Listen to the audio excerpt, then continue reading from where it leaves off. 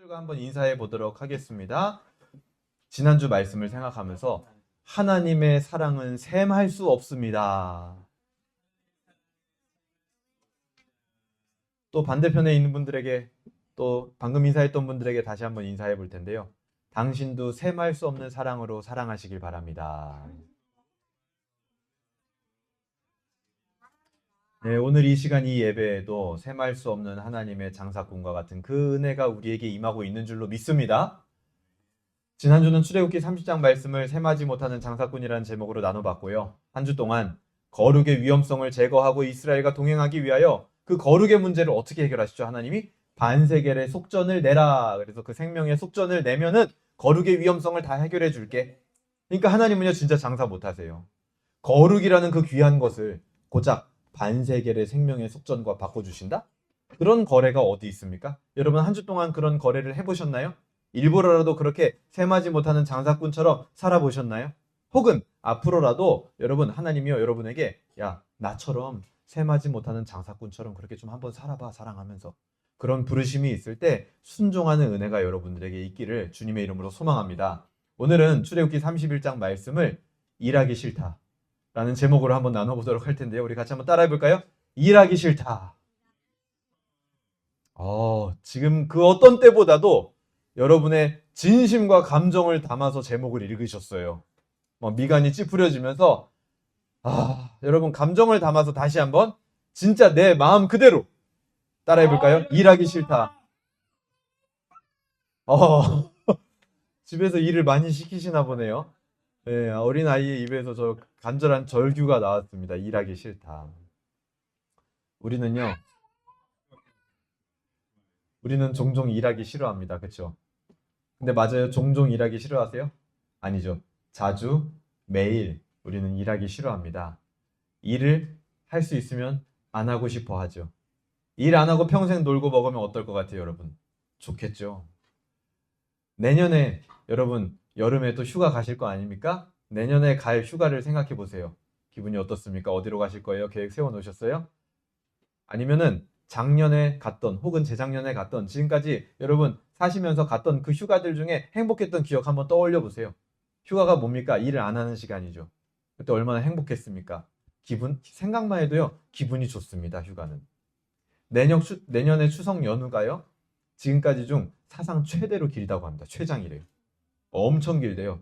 한 추석 연휴가 거의 보름이래요, 보름. 와, 엄청나죠. 뭐 싫어하는 분들도 있겠지만, 또 한 가지 기쁜 소식. 오늘 12월 8일인데 다음 주 주일은 12월 15일이에요. 12월 15일은 뭐 하는 주간? 그렇죠. 이런 거 참 잘 기억합니다. 그렇죠? 다음 주면 홀리위크로 우리 한 주 동안 쉽니다. 얼마나 좋아요, 쉬는 거. 감사합니다. 일에서 멀어진다라는 것은 우리 마음에 평안을 가져다 줍니다. 그러니까 여러분 생각해 보세요. 일과 멀어지는데 내 마음이 평안하다? 마치 일이라는 것을 죄인 것처럼 여기는 경향성이 우리에게 있는 거예요. 왜요? 죄와 멀어지면 우리의 마음이 평안해지는 게 신앙적 사실이거든요. 근데 우리는 일과도 멀어질 때 우리의 마음이 평안해진다라는 거예요. 그러니까 일이 멀어진다라는 게 뭐 단순히 일을 안 한다 이런 의미보다도 일을 다 마치고 더 이상 그 일을 안 하게 됐을 때 우리 마음이 편해지죠. 내가 완전히 그 일을 다 끝냈어. 오늘 해야 될 일이 있는데. 그럼 마음이 되게 편해진다라는 거예요. 어쨌든 우리는 일을 다 해버리는 것으로 혹은 일을 안 해버리는 것으로든 일과 멀어지기를 원하는 마음이 있다라는 겁니다. 그런데 중요한 사실은 뭐냐면 우리는 일과 많은 시간을 또 함께 해야 됩니다. 그리고 실제로 하고 있어요. 여러분 오늘 예를 들어서 이번 일주일 동안 생각해 볼 때 가족들하고 보낸 시간도 물론 많겠지만 일과 함께 보낸 시간도 여러분 적지는 않을 거예요. 일터에 가면서 또 일하면서 일터에서 돌아오면서 하루가 그냥 꼬박 다 지나가죠. 많은 시간을 우리는 일과 함께 합니다. 그런데 여러분 함께 사는 부부가 만약에 서로 미우면 너무나 괴롭겠죠. 그런 것처럼 가장 많은 시간을 보내는 일과 내가 멀어지고 싶은 마음이 내 안에 가득하다면 그 일하는 시간이 정말 괴로울 겁니다. 제가 이 얘기를 왜 드리냐면요. 오늘 출애굽기 31장에서는 성막을 만드는 일을 하는 사람들이 등장하기 때문이에요. 이들에게 이 일은 어떤 의미였을까요?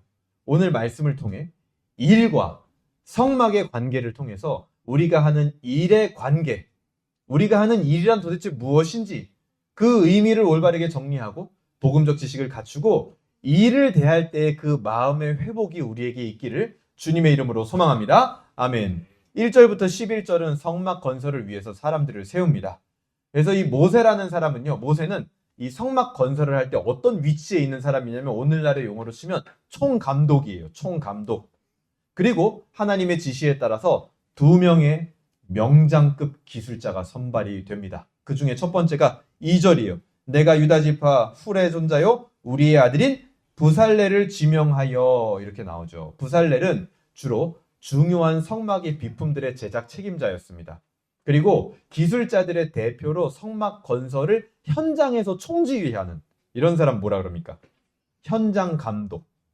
그리고 뭐 건설 현장 가면은 뭐 노가다 반장 이런 분들 있잖아요. 현장을 잘 알고 있는 그런 역할을 했던 게 부살렐이에요. 모세는 총감독, 부살렐은 현장 감독. 그리고 또 중책을 맡은 게 누구냐면 6절에 나옵니다. 내가 또 단지파 아히사막의 아들 오홀리압을 세워 그와 함께 하게 하며 하고, 오홀리압이라는 사람이 세워져요. 이 오홀리압이라는 사람의 위치는요, 현장 감독이었던 부살렐을 돕는 부감독 같은 사람의 위치입니다. 부감독.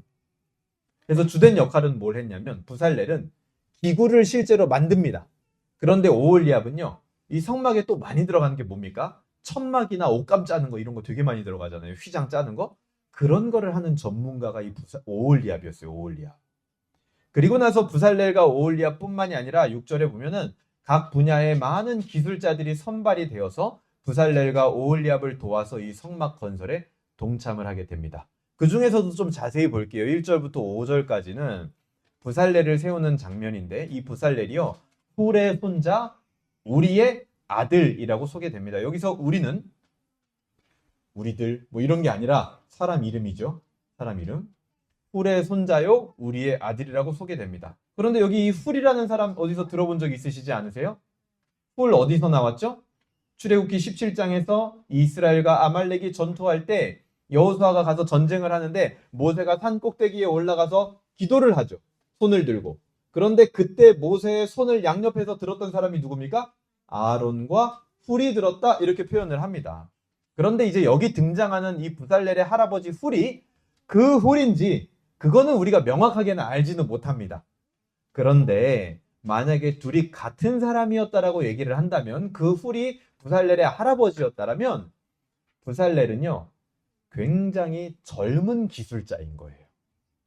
생각해보세요. 나이를 생각해보세요. 모세의 양옆에 아론과 훌이 그 팔을 들었대요. 그럼 훌이요, 못해도 한 아론 나이 정도, 그 공동체 한 장로급 정도 됐을 거 아니에요. 그런데 그 사람의 아들의 아들이니까 손자란 말이에요. 그러니까 한 20대 정도 됐지 않았을까? 굉장히 젊은 기술자인데 기술이 좋았나 봐요. 그러니까 명장급 기술자로 이제 현장 총감독하는 사람으로 부름을 받게 된 거죠. 그래서 하나님은요, 부살렐을 부르시고 3절입니다. 하나님의 영을 그에게 충만하게 하여 지혜와 총명과 지식과 여러 가지 재주로 만들게 하셨다, 이렇게 얘기를 해요. 가장 먼저는 뭘 하십니까? 하나님의 영을 충만하게 하신다. 부살렐은 금속 세공 기술자입니다. 그 뒤에 뭘 하는지를 보면은 금속, 이런 노시나 혹은 아까 우리가 흔히 많이 이제 성막 만들 때 혹은 에봇을 만들 때 나왔던 보석 같은 거, 그런 것들을 세공하고 금속을 깎아 물리는 이런 거를 굉장히 잘 다루는 사람이었어요.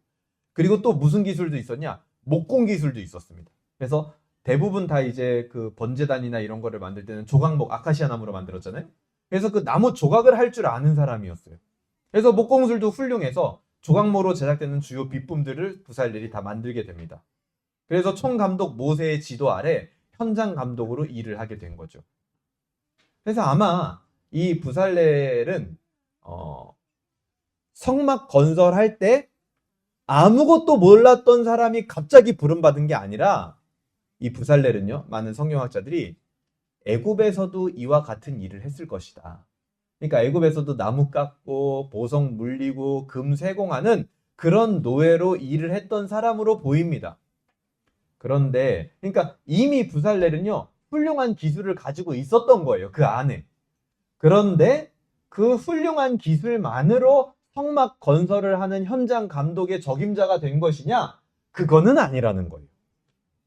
성막을 건설하는 적임자로 부름받으려면 두 가지 조건이 오늘 본문에 벌써 등장했습니다. 첫 번째는 뭐냐면, 먼저는 하나님이 부살렐을 지명하여 불러야 됩니다. 하나님의 부르심이 있어야 돼요.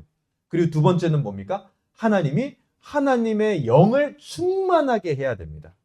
즉, 성막 건설에는 하나님의 부르심과 하나님의 영, 성령 충만이 필수인 거예요. 사람의 눈으로는 야, 이 정도 부살렐이 가진 정도의 기술이면은 성막 만드는 게 솔직히 뭐가 어렵냐. 여러분, 사실은 성막에 들어가는 기구들 그렇게 복잡하고 어려운 막 정교한 그런 기술들이 요구되는 것들은 아니었잖아요. 그거보다 더 복잡한 게 많을 거 아니에요, 세상에는. 근데 하지만 쉬워 보이겠지만, 사람의 눈으로 봤을 때는 쉬워 보이고 기술만 있으면 할 수 있는 것처럼 보이겠지만, 하나님의 영이 임하지 않고는 도저히 만들 수 없었던 게 바로 이 성막이라는 겁니다. 그 작업들이에요. 그렇기 때문에 이미 기술이 있었음에도 불구하고 하나님의 부르심과 하나님의 영, 성령이 충만하지 않으면 이 성막 건설에 동참을 할 수가 없는 겁니다. 오홀리압은 6절에 이제 부살렐과 함께하는 자로 세움을 받게 되는데, 6절 볼까요? 같이 읽어보겠습니다. 시작! 내가 또 단지파 아히사막의 아들 오홀리압을 세워 그와 함께하며 지혜로운 마음이 있는 모든 자에게 내가 지혜를 주어 그들이 내가 내게 명령한 것을 다 만들게 할지니. 여기 보니까 오홀리압뿐만 아니라 지혜로운 마음이 있는 자들이 모였다, 이렇게 얘기를 하죠. 하나님은 그들 모두에게 하나님의 지혜를 주어서 성막이 만들어지게 하셨습니다. 그럼 이 오홀리압이 한 일은 뭐였는지 여기 자세히 안 나오는데 어디에 나오냐면요, 출애굽기 35장 가볼까요? 요 뒤에 출애굽기 35장 34절 한번 보세요. 출애굽기 35장 34절. 여기 출애굽기 35장이 실제로 지금 성막 공사를 하는 현장입니다. 지금 실제로 성막 공사 들어간 거예요. 35장 34절. 또 그와 단지파 아히사막의 아들 오홀리압을 감동시키사 가르치게 하시며 지혜로운 마음을 그들에게 충만하게 하사 여러 가지 일을 하게 하시되. 무슨 일이요? 조각하는 일과 쇠공하는 일과 청색, 자색, 홍색 실과 가는 배실로 수놓은 일과 짜는 일과 그 외에 여러 가지 일을 하게 하셨다. 정교한 일을 고안하게 하셨다. 이렇게 나오죠. 뭘 했대요? 조각을 했대요. 두 번째는 세공이라고 나오죠. 근데 이 세공이요, 오역입니다. 오역. 이 히브리어 원어로 보면 이거는요, 정교한 수놓기예요. 여러분, 그 성막 설계도 우리가 지난번에 볼 때 휘장이나 혹은 제사장의 의복을 만들 때 가장 중요한 것에 들어가는 기술이 뭐라 그랬어요? 정교한 수놓기. 그리고 그 다음 기술은 뭐라고 표현된다고 했어요? 그냥 수놓기. 그리고 또 그 다음 기술은 어떻게 표현된다고 했어요? 그냥 실 짜기. 이런 식으로 나눠서 말씀드렸던 거 기억나시나요? 그 중에 정교한 수놓기, 가장 중요한 것을 만들 때 썼던 기술이 여기에 지금 세공 이렇게 돼 있는 거예요. 이건 오역입니다. 오역. 지금 번역을 잘못해 놓은 거예요. 왜냐하면 세공이라고 하면은 보석이나 금속을 다루는 일 같잖아요. 근데 원어로 보면 이거는 정교한 수놓기라고 돼 있어요. 그래서 이런 직조술을 바탕으로 해서 성막의 모든 막과 휘장을 담당했던 게 누구다? 오홀리압이었다. 오홀리압도 동일합니다. 단지 그의 기술만으로 이 성막 건설의 적임자가 되는 게 아니에요. 하나님의 지혜로 충만하게 되어야지만 이 일을 할 수 있는 겁니다. 여기서 하나님의 지혜 있는 자들이 모였다, 하나님이 지혜를 부어주셨다라고 할 때 이 지혜라는 단어가 히브리어로 호크마라고 되어 있는데요. 성경에서 이 호크마라는 단어는, 이 지혜는요, 삶의 지혜만을 이야기하는 게 아니라 원어가 어떤 뜻을 가지고 있냐면 기술의 지식이라는 뜻도 가지고 있습니다. 그러니까 지혜가요, 기술의 지식도 포함되는 거예요. 그렇기 때문에 오늘 이 본문에서 하나님이 지혜를 더하셨다라는 말은 기술의 지식을 더한 거예요. 그래서 부살렐과 오홀리압뿐만 아니라 기술의 지식이 있는, 지혜가 있는 자들이 모여들게 되었고, 하나님은 그들이 원래 가지고 있었던 기술과 지식, 기술의 지식 그 위에다가 하나님의 지혜, 하나님의 기술과 하나님의 지식을 그들에게 더하셨다라는 겁니다. 그러니까 이들은 원래 아무 기술도 없었던 자들이 아니라 애굽에서부터 각 분야의 전문가였던 자들이 모인 것 같아요. 그리고 하나님은 그들의 능력과 경험을 충분히 활용하시되 거기에 그들의 능력과 경험을 뛰어넘는 지혜를 추가로 부여하셨다는 거예요. 왜요? 그래야만 성막을 만들 수 있거든요. 그 전 단계까지는 아무리 지식과 기술이 뛰어나도 성막을 만들 수 있는 자격 자체가 안 된단 말이에요. 하나님의 부르심을 따라 하나님의 영이 충만한 자들이 하나님의 지혜를 가지고 하나님의 성막이 건설이 되는 겁니다. 이것은 오늘날 교회를 세워가는 것과 동일한 원리예요. 하나님의 부르심을 따라 하나님의 성령이 충만한 자들을 통해 교회를 세워가는 이 방법을 하나님은 오늘날도 여전히 쓰고 계십니다. 우리가 일반의 세상의 원리로 봤을 때는 야, 뭐 어차피 거기 뭐 몇 명 되지도 않는 거 아니 수천 명, 수만 명 있는 회사들도 잘 사람들이 뭐 하나님의 영이나 그런 지혜 없이도 잘 경영해 나가는데 아니 교회 뭐 사람 몇 명이고 모인 거 그거 뭐 그냥 세상의 원리대로 하면 아무 문제 없이 잘 굴러갈 수 있지 않겠냐 생각하지만 절대로 일반적인 세상의 원리만으로 진행될 수 없고 세워질 수 없는 게 바로 교회입니다. 교회. 그래서 하나님은 반드시 교회를 세우실 때 하나님이 부른 사람들, 하나님의 영이 충만한 사람들, 그리고 그들에게 지혜를 주셔서 교회를 세워가시는 그 방법을 하나님은 오늘날도 쓰신다라는 거예요. 그리고 반드시 그것에 부름받은 사람들이 각자 자기 위치에서 자신의 직업과 분야에서 능숙한 자가 되게 하시고 그것이 교회가 세워지는 것과 연관이 있게 만드신다. 부살렐과 오홀리압과 각종 일꾼들도요. 원래 자기들의 생업이 그 일이었어요. 그런데 그 일이 하나님의 성막을 만드는 것과 지금 오늘 본문에서 연결되고 있잖아요.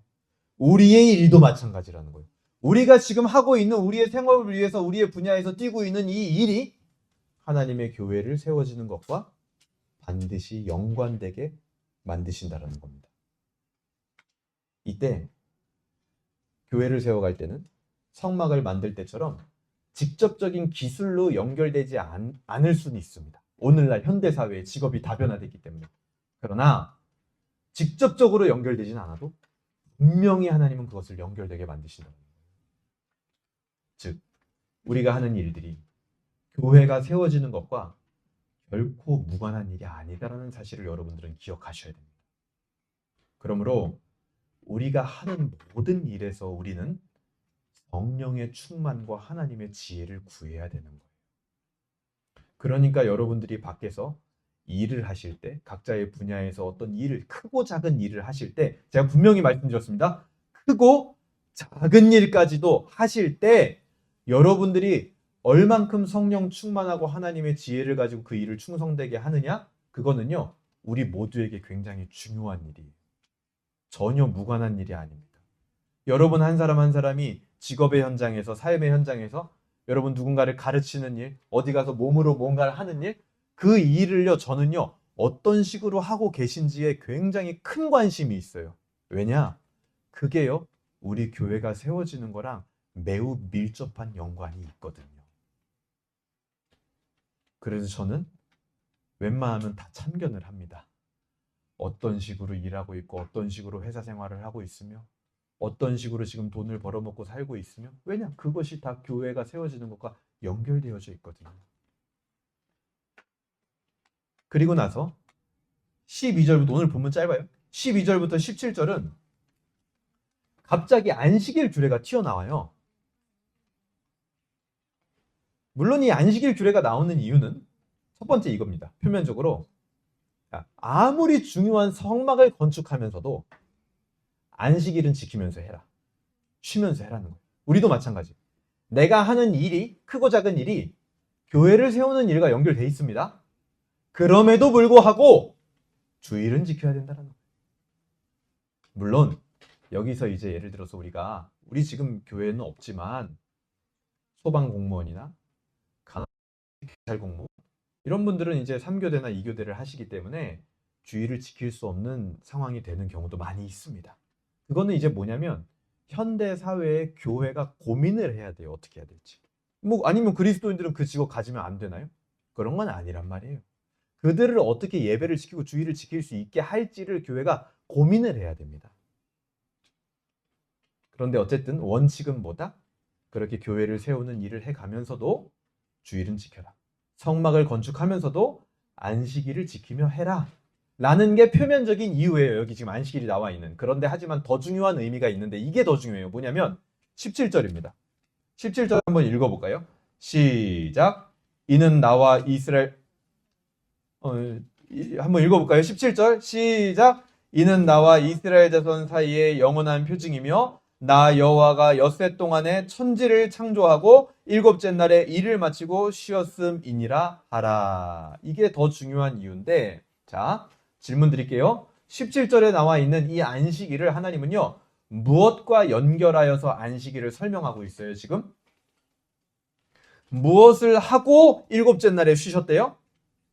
천지를 창조하고 나는 일곱째 날에 쉬었다, 안식했다라고 하나님의 창조 사역하고 지금 이스라엘 백성들한테 지키라고 한 안식일 규례하고 연결해서 설명을 하고 있네요. 그쵸? 이거 기억하세요. 창조 사역과 안식일을 하나님은 지금 연결해서 설명하시기를 원하신다. 자, 앞에 본문을 다시 생각해 봅시다. 모든 기술자에게 임했었던 부살렐과 오홀리압과 지혜 있는 자들에게 임했었던 하나님의 영, 그 단어, 하나님의 영이라는 단어가 여기 출애굽기 이 본문까지요, 많이 나온 단어가 아닙니다. 제일 처음 어디에 나왔냐면 창세기 1장 2절에 나와요. 우리 한번 가볼까요? 창세기 1장 2절. 지금 하나님의 영이라는 단어가 흔하게 쓰이는 때가 아니거든요. 근데 창세기 1장 2절에 처음 나왔어요. 같이 읽어보겠습니다. 시작. 땅이 혼돈하고 공허하며 흑암이 깊음 위에 있고 하나님의 영은 수면 위에 운행하시니라. 이렇게 나오죠. 여기서 이 하나님, 수면 위에 운행하신 하나님의 영이 이 뒤에 하는 일이 뭡니까? 천지를 창조하는 창조 사역을 수행하셨었단 말이에요. 그러니까 하나님의 영이 하는 일이 지금 창조 사역하고 계속해서 연관이 돼요, 안 돼요? 되고 있는 거예요, 지금. 오늘 본문에서도 내가 천지 창조하고 일곱째 날 쉬었다, 안식일을 창조 사역하고 연결해서 얘기하고 있고, 그리고 앞에 일꾼들에게 임했던 그 하나님의 영이 창세기에서 했던 것도 창조 사역하고 연결돼 있고, 그리고 나서 하나님의 영이 임한 경우가 한 번 더 있었는데 창세기 41장 38절입니다. 한번 가볼까요? 창세기 41장 38절입니다. 창세기 41장 38절 제가 읽겠습니다. 바로가 그의 신하들에게 이르되 이와 같이 하나님의 영에 감동된 사람을 우리가 어찌 찾을 수 있으리요? 이게 누굽니까? 요셉이었단 말이에요. 요셉 안에 하나님의 영이 계셔서 그의 지혜가 인간의 수준을 넘어갔다라고 바로가 지금 감탄하고 있는 겁니다. 자, 요셉 안에 임한 하나님의 영이 했던 일이 뭡니까? 애굽을요, 기근과 혼란에서 바로잡는 일을 합니다. 식량 관리와 세금과 토지 제도를 개혁을 하면서 위기 중에 있었던 국가 애굽의 체계와 질서를 바로잡는 일을 하나님의 영이 한단 말이에요. 이거 역시 뭡니까? 애굽을 거의 새롭게 창조하는 일이나 마찬가지였다라는 거죠. 그 하나님의 영이 성막 기술자들에게도 임한 겁니다. 즉, 이 성막 건설이라는 것은 여러 가지 면을 살펴볼 때, 하나님이 안식하면서 해라라는 그 면도 같이 붙여서 살펴볼 때 성막 건설은 일종의 새로운 창조 사역이라는 거예요. 그래서 하나님이 성막 건설하며 안식일을 지켜라, 이게 단순히 쉬라는 게 아니라 내가 창조하고 나도 쉬었다. 너희가 성막 건설하며 쉬어라. 이게 뭐라고요? 성막 건설은 일종의 뭐다? 새로운 사역? 무슨 사역? 자신 있게 대답하세요. 새로운 무슨 사역? 창조 사역이다. 창조 사역. 이것이 바로 성막 공사 시작 전에 안식일을 강조한 이유이기도 합니다. 세상이 창조된 이유, 하나님이 에덴에 임재하신 것처럼 성막이 완공되고 나서 하나님은 어디에 임재하세요? 성막에 임재하세요. 그러니까 이 성막이라는 건요, 빼도 박도 못하게 얘기할 수 있는 거예요. 뭐다? 새로운 창조 사역이다. 창조 사역과 연결이 돼 있다. 이제 그 하나님의 영이 성막을 짓는 것으로 새로운 창조 사역을 행하시는데 그 새로운 창조 사역은 교회라는 하나님의 새로운 성전에서 계속 되어지고 있는 겁니다. 그러니까요, 여러분, 교회를 세워간다라는 것은 하나님의 이런 새로운 창조 사역에 지금 동참하는 겁니다. 그 현장에서 요셉같이 혹은 부살레가 오홀리압과 기술자들과 같이 하나님은요, 동역자를 찾으시는 거예요. 나의 이 새로운 창조 사역을 함께할 동역자들. 그리고 그들에게 하나님의 지혜를 주시고 그 창조 사역에 동참함으로 인하여만 얻을 수 있는 세상이 줄 수 없는 참된 안식이 보장되어져 있는 겁니다. 그래서 안식하여라. 안식일을 이야기하고 있는 거예요. 오늘 본문을 정리하겠습니다. 하나님은 성막 건설을 위해 부살렐과 오홀리압과 많은 사람들을 부르셨습니다. 그들은 원래 기술적인 일을 하는 사람들이었어요. 그러나 그 기술적인 그들의 기술만으로는 하나님의 성막을 지을 수 있는 조건이 완성이 안 되었습니다. 하나님의 성막을 지을 수 있는 요건은 하나님의 영이 충만해질 때 비로소 성막을 건설할 수 있는 조건을 갖추게 되는 거죠. 그리고 하나님의 이 성막이라는 것은 하나님의 새로운 창조 사역이었다라는 사실은 우리는 잊어서는 안 됩니다. 오늘날도 하나님의 영은요, 새로운 창조 사역인 교회를 통해서 교회를 세워가는 것으로 행해집니다. 그때 하나님은 여전히 교회를 세워갈 사람들을 부르시는 거예요. 그리고 그들을 성령 충만하게 하시는 겁니다. 그리고 그들이 하는 일을 통해서 교회를 세워 가신다라는 거죠. 부살렐과 오홀리압은요, 하나님의 재창조 사역인 이 성막 건설에 동참하면서 드디어 그들이 기술을 가졌던 이유, 그들이 지금까지 이 일을 해왔던 이유를 찾게 되는 겁니다. 이전에 애굽에서 금속을 세공하고 천을 짜는 일을 했을 때는 그들도 우리와 똑같은 마음이었을 거예요. 어떤 마음? 일하기 싫다. 내일도 출근해야 되는구나. 이 언제 그만두는 거야? 이런 마음이었을 거예요. 부살렐과 오홀리압도 애굽에서 그 일을 했을 때는, 자기들의 기술로 일을 했을 때는. 그런데 지금 성막 건설에 동참하면서 그들이 이 기술을 지금까지 가지고 있었던 이유를 찾게 되는 거라는 거예요. 여러분, 일을 인간에게 가장 처음 시킨 사람이 누굴까요? 처음 시킨 게 누굴까요? 하나님이에요. 맞아요. 창세기 2장 15절 한번 보세요. 우리가 그토록 그만하고 싶어하는 일을 제일 처음 시킨 분이 하나님입니다. 창세기 2장 15절 같이 읽어보겠습니다. 시작. 여호와 하나님이 그 사람을 이끌어 에덴 동산에 두어 그것을 경작하며 지키게 하시고, 이게 뭐예요 지금? 일을 시킨 거예요. 쉽게 말해서 우리가 그토록 싫어했던 일을 하나님이 시켰네요. 그런데 그 전에 일은요, 하나님이 시킨 거이면서 동시에 하나님이요, 먼저 하신 거예요. 창세기 1장 1절 한번 보세요.